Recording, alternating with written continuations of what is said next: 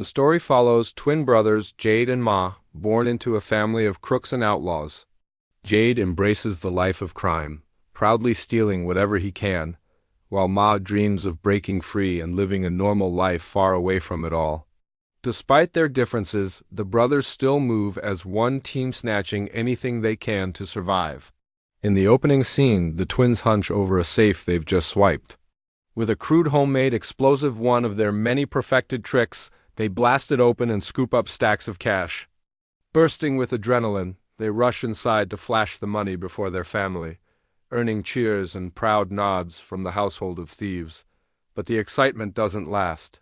Their mother, Kath, a seasoned thief herself, arrives outside with her boyfriend, Glenn. They've just pulled off a daring emerald heist, but cops are hot on their tail, and Glenn is bleeding from a gunshot wound. With no time to waste, Kath hurriedly hugs her boys, warning this might be their last goodbye. She throws her bag over her shoulder, climbs into the getaway car, and speeds off with Glenn just as police sirens wail in the distance. On the road, Glenn clutches his wound while Kath promises she get him to a hospital. But in a frantic act of desperation, Glenn seizes the glittering emeralds and swallows them whole. The story then leaps 25 years into the future. Somehow, the couple vanished with the emeralds, now valued at $4 million, while Jade and Ma never escaped the shadows of crime. They're still pulling heists, skirting prison with each close call. Jade swears every robbery will be their last, whispering about a brighter future, but Ma no longer believes the empty promises. He's bitter, weary, and tired of risking his life for a dream that never comes. One night, they set their sights on another house, this one carefully studied and mapped out. In their van, waiting for the right moment, the brothers argue about the mother who vanished decades ago. Ma curses her name, saying she abandoned them to a life of crime, while Jade defends her fiercely, insisting she did what she had to do. After the tension cools, they gear up and slip inside the house. Ma works the safe with the skill of a seasoned thief, while Jade stands guard near the door. Suddenly, a security guard appears, shining a light straight on Jade. Trying to think fast, Jade stammers that he's delivering a package, but the guard doesn't buy it for a second. He steps forward to grab him until Ma lunges from behind and knocks the man out cold. Panic surges. They race toward the exit, but disaster strikes. The house is already surrounded by police. Ma dives behind furniture, but Jade is caught and cuffed on the spot. As he's dragged away, Jade mutters under his breath that maybe staying home with a plain meal would have been better than chasing yet another last job. 5 years later, the story takes a sharp turn. Jade is suddenly released from prison earlier than anyone expected. When another inmate asks how he pulled it off, Jade coolly replies it was for good behavior, but that's a lie, and he knows it. As he walks out the gates, a police officer named Farfel is waiting. It's revealed that Jade's early freedom didn't come from good conduct, it came from Farfel pulling strings. In front of the others, Jade acts grateful, even saying he'd help Farfel's mother if she ever needed it. But the officer isn't amused. Dragging him aside, Farfel makes it brutally clear. Jade's release is no gift, it's a deal. He wants the emeralds Kath stole 25 years ago, and if Jade even thinks about backing out, Farfel swears he'll send him somewhere far worse than prison. To seal the threat, he shoves a phone into Jade's hand and orders him to stay in touch. Meanwhile, Ma has managed to escape the criminal world. He's working in a restaurant, living quietly, married and waiting for his first child. His past feels buried until disaster strikes. Out of nowhere, his boss fires him on the spot. When Ma demands a reason, the man coldly explains that he lied about his record when he was hired. Ma protests, insisting he's changed, but the boss doesn't care. Frustrated, Ma returns home only to find Jade sitting with his wife, Abby. Startled and uneasy, he drags Jade outside and demands to know how he's out so soon. Jade confesses he cut a deal with a cop and must pull off one more job. He tempts Ma with a plan, a clothing store with a safe bursting with cash, one Ma could crack open effortlessly. But Ma snaps back he's done with crime. He reminds his brother that Abby's parents and brother are coming over that very evening for a family dinner, and tells Jade to just eat, behave, and leave quietly. The night grows tense when the guests arrive full of cheer. Over dinner, Jade begins telling embarrassing childhood tales, even joking that people once doubted Ma would ever be a father. The air freezes with awkward silence, but no one dares respond. Later, Jade steps out for drinks and meets Ma's brother-in-law. Together, they get high and begin screaming into the night like wild men. Ma, furious at his brother ruining the evening, explodes and beats him until Abby rushes in to separate them. Afterward, Ma finally tells Abby the truth: Jade wasn't in the army at all. He was rotting in prison for robbery. But Abby quietly admits she already knew. She says a man like Jade could never pass for a soldier. Then she softens, confessing that both of them have made mistakes, but it's time to leave the past behind for the sake of their child. But Jade's troubles only grow darker. Returning to his hideout, he finds 17 missed calls flashing on his phone. Before he can react, Farfel storms in, slams him into the bathtub, and demands answers. He roars at Jade for ignoring him, then demands the emeralds. Jade stammers that he's working on it and just needs time to assemble a crew. Farfel sneers in disbelief. He pulls a gun, forces Jade's fingerprints onto it, and hisses that one wrong move will land him back in prison forever. Then, to drive his point home, Farfel smashes his fist across Jade's face, knocking him out cold. Hours later, Jade slowly comes to, his head pounding, and sees Ma by his side dialing 911. But Jade suddenly hurls the phone away and gasps out the truth: he doesn't need an ambulance. He needs help with something far more dangerous. He tells Ma how Officer Farfel threatened him, forced his fingerprints onto a gun, and left him trapped with no way out. Desperate, Jade begs for help, saying the only answer lies with the emeralds. Ma, torn between anger and pity, finally agrees. He asks where the safe is, and Jade explains it's in a nearby city 2 days at most, and the job will be done. To buy them time, Ma calls Abby and spins a lie. He tells her Jade's grandmother is on her deathbed in another city and he has to take him there. Abby snaps back, furious that he'd even consider leaving her in her condition. But Ma reassures her he'll just drop Jade off and return quickly. He adds that if they don't get rid of Jade now, he might end up living under their roof forever. Reluctantly, Abby gives in, though clearly unhappy. The brothers hit the road and stop at a rundown motel for the night. Inside their room, they discover only one bed. With a laugh, they decide on rock, paper, scissors. Ma wins, but instead of claiming it, he insists Jade take the bed since he spent years on prison floors. Jade refuses, saying it was Ma's idea to come here, so he deserves the comfort.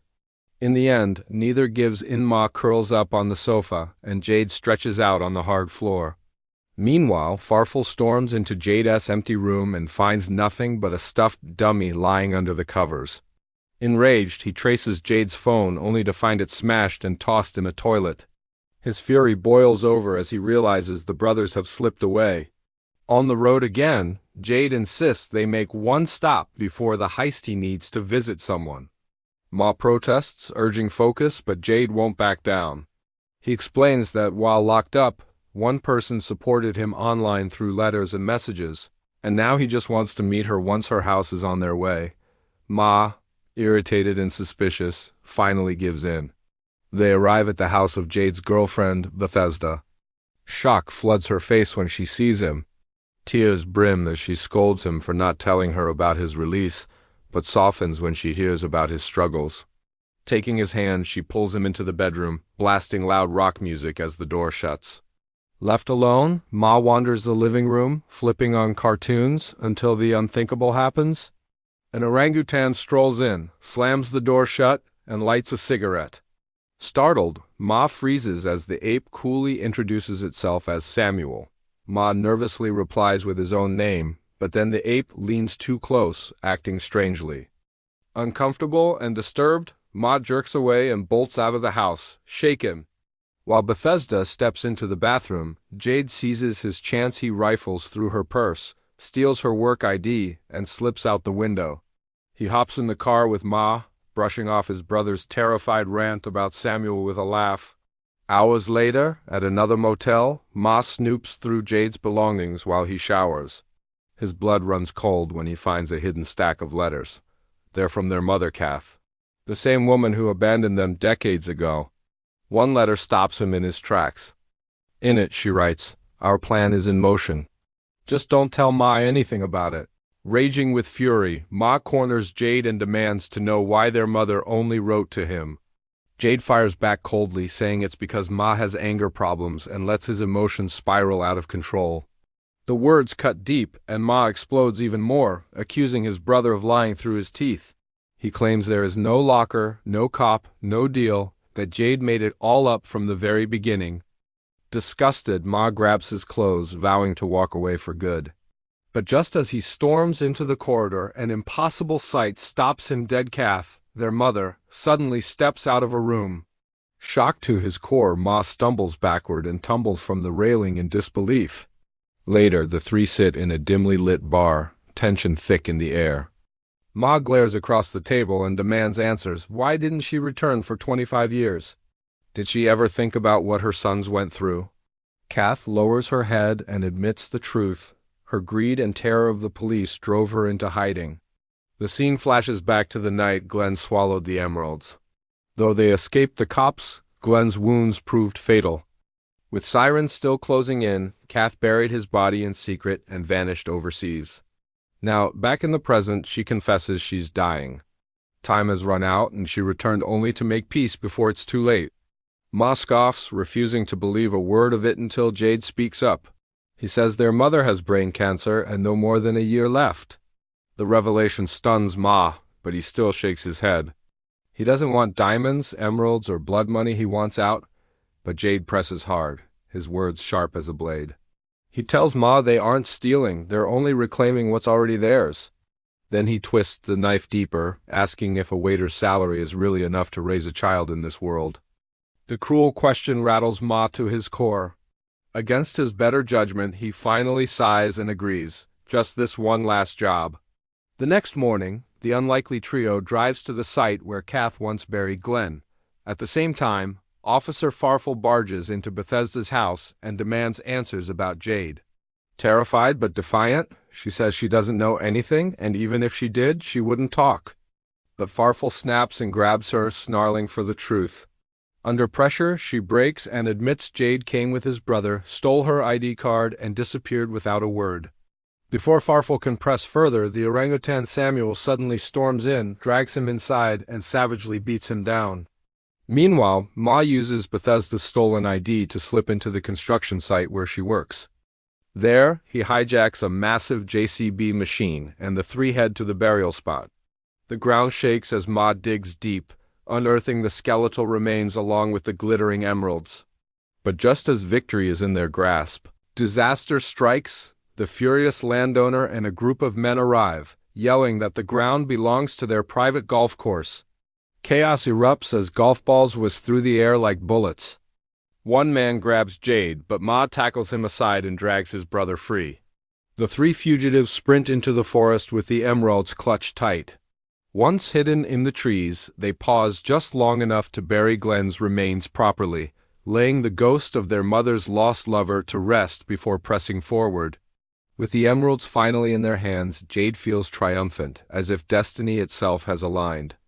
Their mother's plan, buried in shadows for decades, has finally reached its endgame.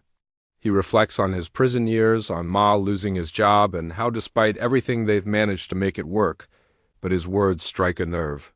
Ma freezes, remembering something chilling. He never told anyone about being fired from the restaurant. The realization cuts him like a blade. His dismissal was no accident.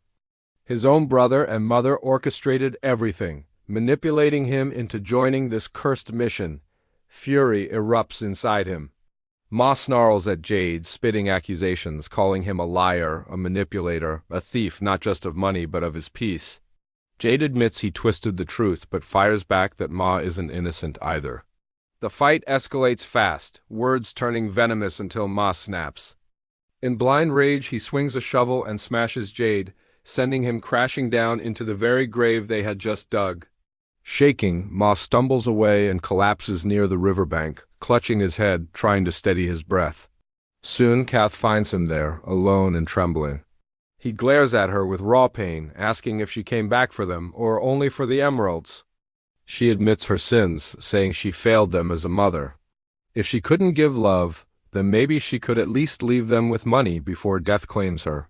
Her voice breaks as she repeats what Jade already revealed. She has brain cancer and her days are numbered.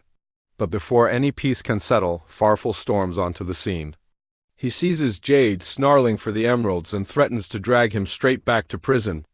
Ma charges in to save his brother, but Farfel's brute strength crushes him. In seconds, both brothers are tied and helpless. Cornered, Jade makes a desperate choice. He boots the emeralds away. Kath scrambles and picks them up, and Farfel grins, offering her one final choice: save her sons or run with the loot. For a heartbeat, it seems she stands with her boys, but greed, the same greed that destroyed their lives decades ago, takes hold once more. Without a word, she bolts with the emeralds. Even Farfel is stunned at her betrayal. Sneering, he drags the brothers toward his car, vowing to deliver them to the police. Jade spits out threats of exposing his corruption, but Farfel only laughs, mocking them. Who would believe two career criminals over a police officer? Jade clings to hope, saying their mother will come back. Ma, broken, whispers that she never will. Farfel drives off with the brothers bound in the back. But chaos explodes when Jade lashes out, kicking him in the face. The car veers violently, crashes, and the officer is knocked unconscious. Seizing the chance, the brothers free themselves and flee into a junkyard, hearts pounding as they catch their breath. Ma grabs a phone and calls Abby, promising he'll return home soon. Jade, however, urges him to walk away now before it's too late, but Ma refuses. He reminds his brother that their mother still holds the emeralds, and they can't stop until they end this nightmare once and for all. Meanwhile, Kath slithers into a diamond exchange. With trembling hands, she trades the emeralds for piles of cash, but slyly keeps a few for herself. Stepping outside, clutching her payday, she freezes. Her sons are waiting. Their faces show nothing but betrayal and bitterness. Ma demands to know her plan, demands to hear the truth. She stammers, searching for excuses, but old habits win. Just like before, she bolts. The chase is on. The brothers sprint after her, their footsteps echoing through the dark halls of an abandoned mall. The fight spirals out of control as the bag of money slips from Kath's hands and crashes to the floor. Jade lunges toward it only for Officer Farfel to storm in, gun blazing. His furious voice echoes through the mall as he screams that he'll finish them all tonight. Shocked and cornered, Jade and Ma raise their hands, pretending to surrender. They try to calm him by offering the bag, but Farfel snarls that there will be no deals. He wants everything, no questions asked. Tension boils as the brothers turn on each other again, trading bitter blame for the mess they're in. From above, Kath watches in silence, her eyes filled with regret, knowing her own choices have torn her sons apart. Suddenly, Farfel fires a warning shot into the air, forcing the brothers' hands. They toss him the bag, but the second he rips it open, a hidden canister bursts, pepper spray blasting into his face. Screaming in pain, Farfel fires blindly in every direction. A stray bullet slams into a gas cylinder boom. The mall shakes as a massive explosion engulfs the room. Farfel is hurled across the ground, broken but still alive. Seizing their chance, the brothers snatch up the bag and rush toward the exit, but their path is blocked. Police swarm the area, guns raised, sirens wailing. Just when despair hits, Kath appears. She walks forward with eerie calm, ready to surrender. Turning to her sons for the last time, she urges them to slip away through the back while she takes the fall. Weeks later, the dust has settled. Mom meets with a corrupt judge, sliding him a bribe in exchange for the gun with Jade's fingerprints. The shocking twist: this judge is Officer Farfel's father. Smirking, the man takes the payoff without hesitation, wiping the slate clean. Ma returns home where Abby greets him in relief, and that night Jade arrives too. For the first time in years, the family shares a quiet meal together, free of chaos at least for now. Later, while helping clean up, Jade drops a revelation. He used his share of the money to buy a piece of land under Ma's daughter's name. Ma then confesses that he handed his cut to the judge because deep down, he always trusted Jade to be there if he ever needed help. The truth sinks in. Both brothers are broke again. But at least they still have each other. Months pass, and the family visits Kath in prison. The moment she sees them, especially her tiny granddaughter, her eyes light up with joy. They talk and laugh for a while, but when visiting hours end, she quietly returns to her cell, leaving her sons to walk away with heavy hearts. In the parking lot, Jade halts Ma and reveals a secret. From his pocket, he pulls out 2 glittering emeralds. Stunned, Ma learns the truth before Kath surrendered. She swallowed the last of the gems, just like her old lover once did, and secretly passed them on to Jade. Now the brothers finally have a chance at a better life. Overcome with relief, Ma smiles at the thought that their struggles are over. But Jade smirks, revealing that their mother gave him not 2, but 3 emeralds. And one of them, he's keeping for himself.